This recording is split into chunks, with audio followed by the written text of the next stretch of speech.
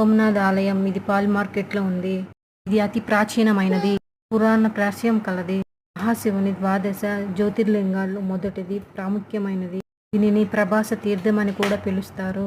భారతదేశపు ఉక్కు మనిషి మరియు ఉపరాష్ట్రపతి అయిన వల్లభాయ్ పటేల్ దీన్ని ప్రారంభించారు. నవంబర్ 12, 1940 జూబ్నాడ్కు వచ్చారు. ఆ సమయంలో ఆయన సోమనాథ్ ఆలయాన్ని పునర్నిర్మించమని ఆదేశమిచ్చారు.